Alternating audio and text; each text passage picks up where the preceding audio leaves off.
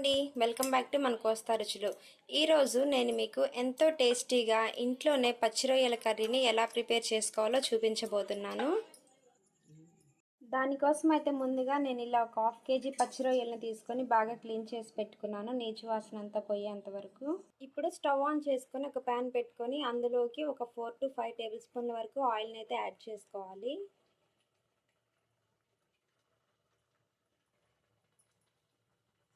Oil heat అయిన తర్వాత ఇప్పుడు ఇందులోకి కొంచెం పసుపును కూడా యాడ్ చేసుకోవాలి.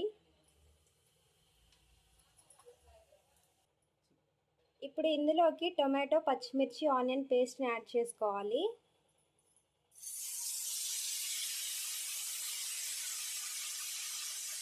నేను 1/2 కేజీ పచ్చి రొయ్యల్లోకి ఒక 2 మీడియం సైజు ఉల్లిపాయలు, అలాగే ఒక టొమాటో, 4-5 పచ్చిమిర్చిని బాగా పేస్ట్ చేసుకొని ఇలా ఫ్రై చేసుకుంటున్నాను. ఉల్లిపాయ, టొమాటో, పచ్చిమిర్చి పచ్చి స్మెల్ పోయేంత వరకు బాగా ఫ్రై చేసుకోవాలండి. పచ్చి స్మెల్ పోయిన తర్వాత ఇప్పుడు ఇందులోకి ఒక 2 టేబుల్ స్పూన్ల అల్లం వెల్లుల్లి పేస్ట్ని కూడా యాడ్ చేసుకోవాలి. ఇలాగా అల్లం వెల్లుల్లి పేస్ట్ని కూడా బాగా పచ్చి స్మెల్ పోయేంత వరకు ఫ్రై చేసుకోవాలండి.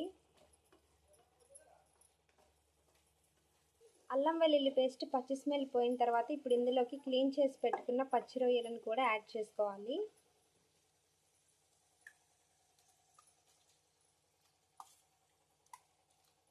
ఇప్పుడు ఈ మొత్తాన్ని బాగా మిక్స్ చేసేసుకోవాలండి.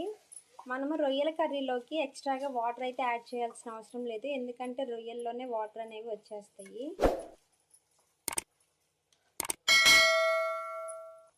ఇప్పుడు టేస్ట్కి సరిపడా సాల్ట్ని కూడా యాడ్ చేసుకుందామండి.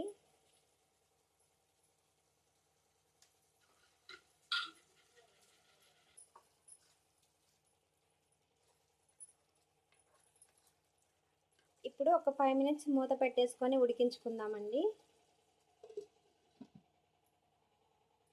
5 మినిట్స్ తర్వాత ఇప్పుడు మూత ఓపెన్ చేసేసుకుందామండి. చూడండి, రొయ్యలు అయితే బాగా ఉడికిపోతున్నాయి.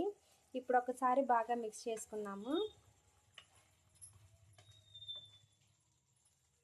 ఇప్పుడు ఇందులోకి టేస్ట్కి సరిపడా కారంని కూడా యాడ్ చేసుకుందామండి.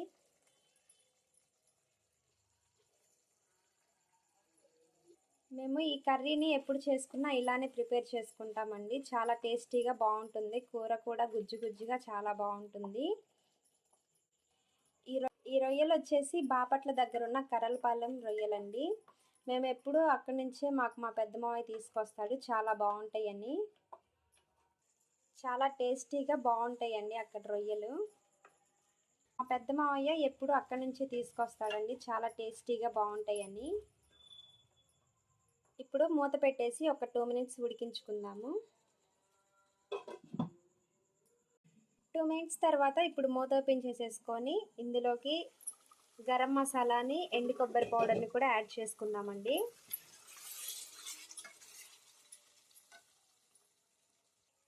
కొబ్బరి పౌడర్ని 1 టేబుల్ స్పూన్ అయితే సరిపోతుందండి. అలాగే 2 టేబుల్ స్పూన్ల గరం మసాలాని కూడా యాడ్ చేసుకుందాము.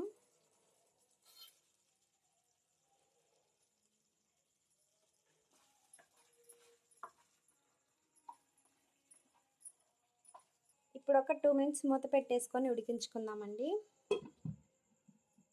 2 మినిట్స్ తర్వాత మూత ఓపెన్ చేసేసి చూసుకుందాము. చూడండి, ఇలా ఆయిల్ పైకి తేలి కర్రీ అయితే మనకు బాగా ఉడికిపోయింది. ఇప్పుడు స్టవ్ ఆఫ్ చేసేసుకుందాము. ఇప్పుడు ఇందులోకి సన్నగా కట్ చేసుకున్న కొత్తిమీరని కూడా యాడ్ చేసుకుందాము. ఇప్పుడైతే మనకి ఎంతో టేస్టీగా యమ్మీగా పచ్చి రొయ్యల కర్రీ అయితే రెడీ అయిపోయిందండి. నేను చెప్పిన విధంగా మీరు కూడా తప్పకుండా కర్రీని ఇలా ట్రై చేయండి, చాలా బాగా వస్తుంది. సో తప్పకుండా ట్రై చేస్తారు కదా, ట్రై చేయండి. ఎలా వచ్చిందో నాతో అయితే షేర్ చేసుకోండి. అంతకంటే ముందుగా మీరు ఈ వీడియోని లైక్ చేయండి, షేర్ చేయండి. మన కోస్తా రుచుల ఛానల్ని ఎవరైనా ఫస్ట్ టైం చూస్తున్నట్లయితే సబ్స్క్రైబ్ చేసుకోవడం మాత్రం మర్చిపోకండి. Thanks for watching.